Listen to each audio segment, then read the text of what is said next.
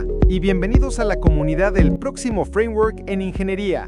Si están aquí, es porque comparten nuestra visión, dominar las bases de la ingeniería para liderar la innovación. En esta sesión del curso de fotónica, daremos un paso crucial en ese camino, aprendiendo a darle voz a la luz. Hasta ahora, hemos aprendido a generar luz con láseres y a guiarla con fibras ópticas. Tenemos una autopista de cristal perfecta y un flujo constante de fotones viajando por ella. Pero esto, por sí solo, no es comunicación. Es como tener una línea telefónica abierta con un tono continuo. Es una portadora, pero no lleva información. Para transmitir datos, para enviar un email, un video o una llamada, necesitamos imprimir un mensaje sobre ese flujo de luz.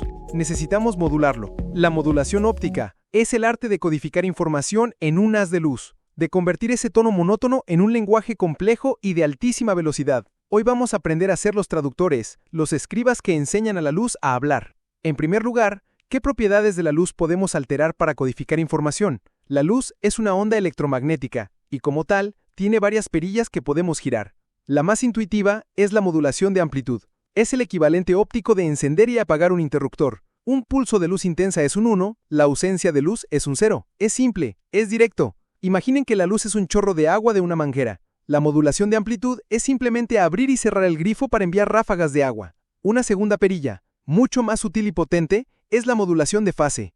La luz es una onda, con crestas y valles que se suceden de forma regular. La fase nos dice en qué punto de ese ciclo se encuentra la onda en un momento y lugar. Modular la fase significa alterar esa periodicidad, adelantar o retrasar ligeramente las crestas de la onda para codificar información. Volviendo a nuestra analogía del agua, en lugar de cortar el chorro, imaginen que podemos hacer que la onda que viaja por el agua llegue un poquito antes o un poquito después de lo esperado. Es un cambio mucho más sutil, pero increíblemente eficaz para la comunicación de alta densidad. En tercer lugar, tenemos la modulación de frecuencia. Esto implica cambiar ligeramente el color de la luz. Si nuestro láser emite a una frecuencia muy precisa, podemos desviarla un poco hacia arriba para un 1 y un poco hacia abajo para un 0. Es como cambiar el tono de una nota musical continua para enviar un mensaje en código Morse.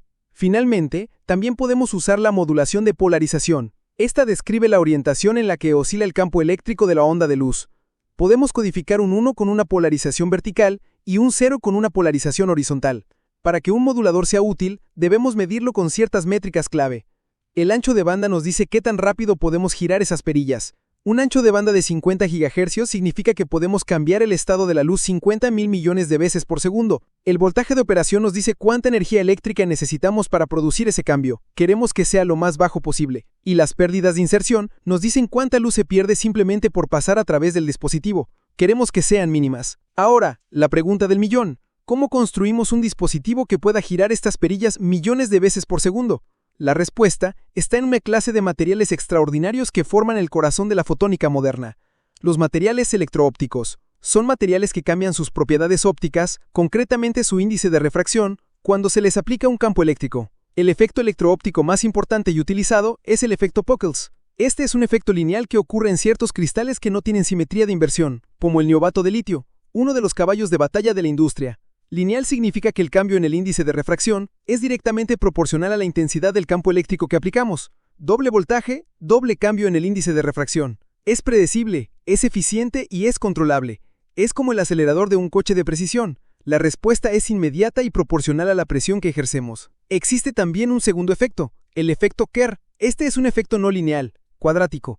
El cambio en el índice de refracción es proporcional al cuadrado del campo eléctrico que aplicamos. Esto significa que se necesitan campos mucho más fuertes para obtener un cambio significativo. Aunque ocurre en una gama más amplia de materiales, su ineficiencia lo hace menos común para moduladores, pero es fundamental en otros campos de la óptica no lineal. Armados con el efecto Pockels, podemos construir el modulador más importante y elegante de todos, el modulador de Max Sender. Este dispositivo es una obra de arte de la interferometría, y su funcionamiento es pura belleza física. Imaginen que tomamos un haz de luz láser y, usando un divisor de haz como los que vimos en la clase anterior, los separamos en dos caminos idénticos. Estos dos caminos forman los dos armos de lo que llamamos un interferómetro. Ahora, uno de esos armos, o a veces ambos, se fabrica sobre un material electroóptico, como el niobato de litio. A este armo le colocamos unos electrodos. La luz viaja por ambos armos y, si no aplicamos ningún voltaje, los dos caminos son ópticamente idénticos. La luz recorre la misma distancia en el mismo tiempo. Al final del interferómetro, usamos otro divisor de haz para recombinar los dos haces de luz. Como llegan perfectamente sincronizados, sus crestas se alinean con crestas y sus valles con valles. interfieren constructivamente, y a la salida tenemos un haz de luz con la suma de las potencias de los dos armos. La luz está encendida, pero ahora aplicamos un voltaje a los electrodos del armo activo. Gracias al efecto Pockels, el índice de refracción de ese armo cambia, se vuelve ópticamente más denso. La luz que viaja por ese armo se ralentiza. Piénsenlo como dos corredores idénticos que corran por dos pistas paralelas. En una de las pistas podemos pulsar un botón y convertir el asfalto en barro. El corredor de esa pista se retrasará. Este retraso en la luz se traduce en un desfase. La onda de ese armo llega a la etapa de recombinación con sus crestas desalineadas respecto a la otra onda. Si aplicamos el voltaje justo, que llamamos el voltaje de media onda o BP, podemos hacer que la onda llegue con un desfase de exactamente 180 grados, es decir, la cresta de una onda llega exactamente al mismo tiempo que el valle de la otra. Ahora, cuando se recombinan, interfieren destructivamente, se anulan mutuamente. A la salida, no tenemos luz, el modulador está apagado. Y aquí está la magia. Al variar el voltaje entre 0 y BP, podemos conseguir cualquier nivel de interferencia intermedio, y por lo tanto, cualquier nivel de potencia de salida. Hemos creado un interruptor de luz increíblemente rápido, controlado por voltaje. Un dispositivo que, en esencia, usa un cambio de fase para producir una modulación de amplitud. Es la pieza central de prácticamente todos los transmisores de alta velocidad de Internet. Pero la electricidad no es la única forma de manipular la luz. Existe otro método fascinante que utiliza el sonido, la modulación acústo-óptica. Aquí el principio es completamente diferente. En un modulador acústo-óptico o AOM, tenemos un cristal transparente especial. A un lado de este cristal pegamos un transductor piezoeléctrico. Este es un material que vibra cuando se le aplica una señal de radiofrecuencia o RF. Cuando aplicamos una señal de RF al transductor, este empieza a vibrar millones de veces por segundo. Estas vibraciones se propagan a través del cristal como una onda de sonido, una onda de presión. Piensen en las ondas que se forman en un pozo al tirar una piedra. Dentro del cristal, esta onda de sonido crea un patrón periódico de zonas de alta presión y baja presión. Y aquí viene el truco. Las zonas de alta presión son más densas, y por lo tanto, tienen un índice de refracción ligeramente más alto. Las zonas de baja presión, uno más bajo. Lo que hemos creado dentro del cristal es una red de difracción en movimiento, una rejilla periódica de índices de refracción. Ahora, hacemos pasar nuestro haz de luz láser a través del cristal. Cuando la luz se encuentra con esta rejilla de sonido, se difracta. Parte de la luz sigue su camino original, pero una porción significativa es desviada en un ángulo muy específico, que depende de la frecuencia de la onda de sonido.